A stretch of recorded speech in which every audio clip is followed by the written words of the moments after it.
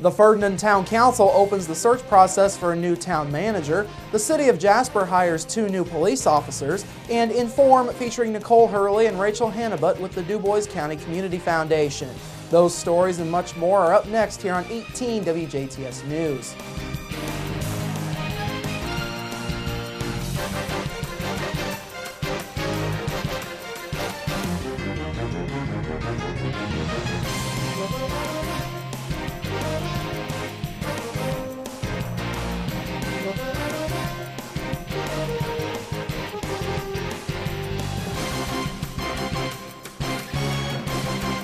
Hello, I'm Bradford Raths. In your news, a 3-car accident in the bottoms along US 231 temporarily closed the road to traffic. Indiana State Police say 62-year-old Stephen Stemley of Owensboro and 44-year-old Bradley Bottoms of Oakland City were both headed northbound on US 231 near the bottoms between Jasper and Huntingburg just before 9 a.m. this morning when police say the vehicles stopped due to construction.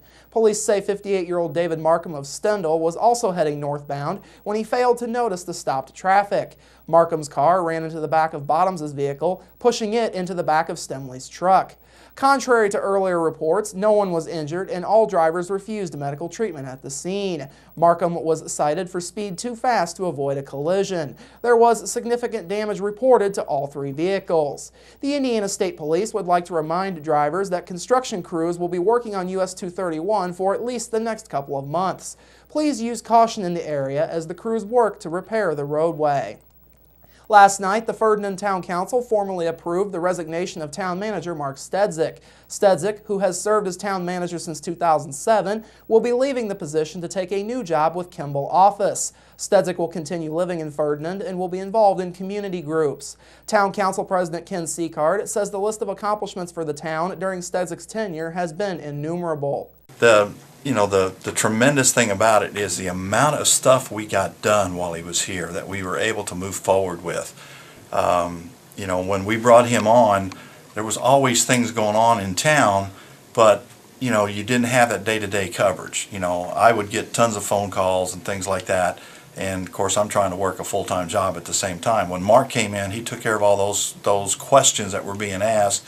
Seacard says Stedzik set the bar high for the next town manager. He says the next person will need to be ready to take on new challenges going forward. They need to come in, they need to be a communication person, not necessarily degreed in communication, but be able to communicate with people of all sorts, heights, sizes, the whole bit like that, and willing to lead the town into some new grounds. They got to be flexible in order to work and to make things happen. So we're looking for, Mark has set some high standards for us, and we're looking for somebody who's willing to try to take us even past those standards. Stedzik will be the new marketing and communications manager for Kimball. His last day with the town of Ferdinand is next Friday, and he starts his new job on Monday, August 26th. The board formally approved the opening of the application process for the town manager's position at last night's meeting. The application for the position will be posted on the town's website, according to Seacard, along with the town manager ordinance so that people can see a description of the job. Applications will be accepted through September 13th. Stedzik will continue fulfilling PR and communications duties for the town while the application process for a new town manager plays out under a temporary services agreement to be drafted by the council. Also last night, the council approved the purchase of 2 new 2013 Dodge Chargers for the Ferdinand Police Department. The new vehicles will cost a total of $26,791 per car, which includes lights, radios, and decals. Police Chief Ricky Patton told the council last night that the cars can be paid for through municipal lease, which would involve making payments on the new cars for 2 years and then taking full ownership of them in the 3rd year.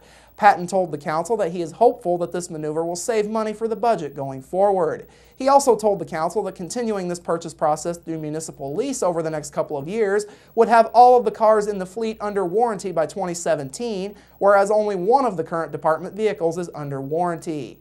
The council additionally approved the sale of a 1999 Jeep that had been surplus property of the department. Bids for the Jeep will be opened at the next council meeting.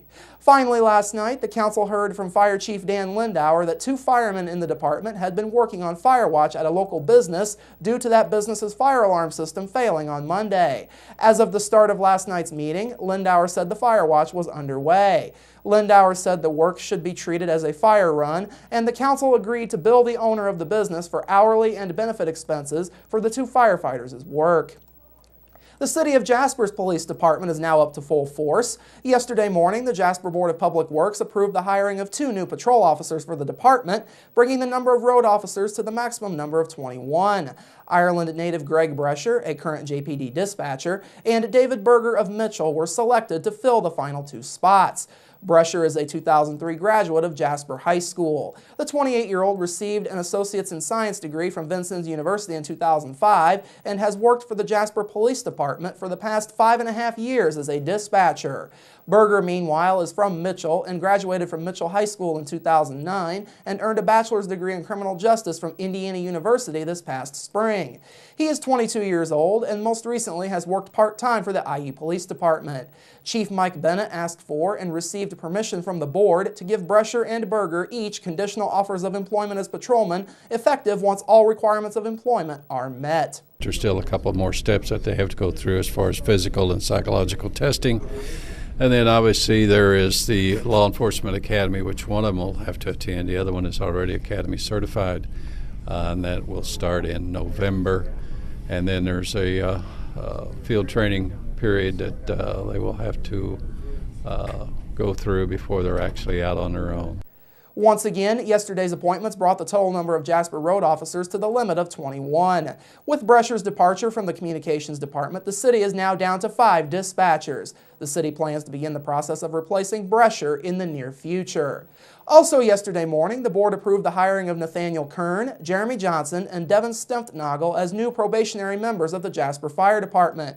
Chief Kenny Hoaxsong says their appointments will take effect on September 3rd. The Jasper Fire Department now has a total of 39 out of a possible 40 members. Finally, yesterday morning, the Jasper Police Department submitted to the Board of Public Works their department activity statistics for the recently held Jasper Strassenfest. Stats for this year show that not a single arrest was made for either public intoxication or driving while intoxicated during the event. Mike Bennett credits those who attended the fest for having a good time while being responsible. I think everybody cooperated. Everybody realizes what they can and can't do as far as the alcohol consumption, etc. But all in all, the weather was good, the people were well behaved, and there was no major issues whatsoever. Some of the leading statistics from this year include bank escorts and items turned into lost and found. Bennett shared with the board a story of a lady who discovered a bank bag that contained as much as $700 before turning it over to police. Jasper police officers logged a total of 189 hours during the 4-day event, while traffic auxiliary worked 93.5 hours.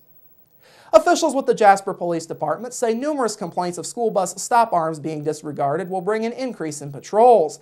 Jasper Police say they have received numerous complaints concerning drivers disregarding school bus stop arms across the city, both before and after school, something that creates a dangerous situation for school children. Bus drivers are also being required to utilize the stop arms while loading and unloading students while parked on the street in front of a school. Police wish to remind folks that Indiana state law requires that they stop after a school bus stop arm has been activated. The only exception to that rule would be on a divided highway.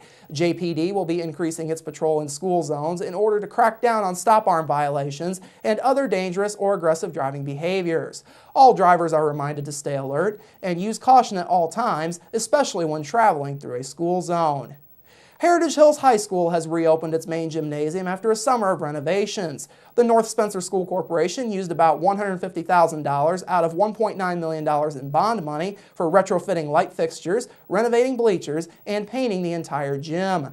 North Spencer Superintendent Dan Sherry says the project was much needed and the timing worked out very well for the corporation. Well, we knew it was a process that was long overdue. You know, the condition of our bleachers, the floor was beginning to yellow and the varnish crack, and it was just time for a little bit of an upgrade, and we thought this would be a great time to do it. Some of the bond money that we had was available, and so we wanted to bring everything up to speed. So we're thrilled with it. It's visually, it's turned out much better than we had imagined. Sherry says having the gym completed in time for today's first day of classes was very important. Well, that was the goal, and anybody that's done school construction or construction in general knows it's very, very hard to meet those deadlines, and so we're very grateful to Scott Steffnagel and his group that we've hired to be our clerk of the works. We're very grateful to our administrators who have stayed on top of things. Our coaches have stayed out of the way. All the folks that came in, from the electricians to the painters to the bleacher people to the basketball goal, they've all been synchronized and planned. So it's worked very smoothly, and it should be completed here in the next week or so. The gym work also included sanding and refinishing the gym floor, as well as repainting walls, doors, window frames, goalposts, and ceilings. All railings in the top section of the bleachers are set to be replaced in the next couple of weeks as part of the finishing touches on the project. The remaining money out of the $1.9 million of bond money will be put towards replacing an ailing boiler in the high school auxiliary gym. No time limit on using the bond money exists. Otwell Elementary School has hired an interim principal. The Pike County School Board named Jim Isaacs to the position at its regular monthly meeting Monday night. Isaacs retired in 2011 after serving as principal of Gibson Southern High School for 8 years. Isaacs says he was not given an end date for his duties, and he has agreed to serve in this interim role until a permanent solution is found. Isaacs replaces Rick Fears, who was placed on administrative leave 2 weeks ago for undisclosed reasons. The board did not comment on Fears' leave at Monday's meeting, and there has been no decision as far as when he will return to work. Fears is set to appeal the leave during an administrative session that is set for August 27th. Portions of 13 streets across the city of Jasper are set to close in the near future as road sealant is applied. Liquid Road, which is a sealant used to preserve roads, will be applied to the streets starting on Monday, August 26th, according to Street Superintendent Ramey Eckerly. Eckerly told the Jasper Board of Public Works yesterday morning that the road closings will be staggered and the whole process of closings will last for about 2 weeks. Eckerly also says no individual road will be closed for more than a day or two before it is reopened. The roads set to be closed for liquid road work are College Avenue between the new pavement and Meridian Road, Hill Road between Highland and C Streets, Grandview Drive from the cul-de-sac to the west dead end, B Street, Highland Street between 3rd and St. James Avenues, Church Avenue between Geisler Road and South Newton Street, Brahmas Road between Church and Hoaksong Avenues, Vine Street between 14th and 15th Streets, 10th Street between Newton and Main Streets, 10th Street from Vine Street to and including the one-way alley on the west end that connects back to 9th Street, 7th Street between Jackson and Anderson Streets, East 34th Street, and Brownstone Court. Coming up after the break, your local forecast, sports with Kurt Guxell, and Inform featuring Nicole Hurley and Rachel Hannibut from the DuBois County Community Foundation.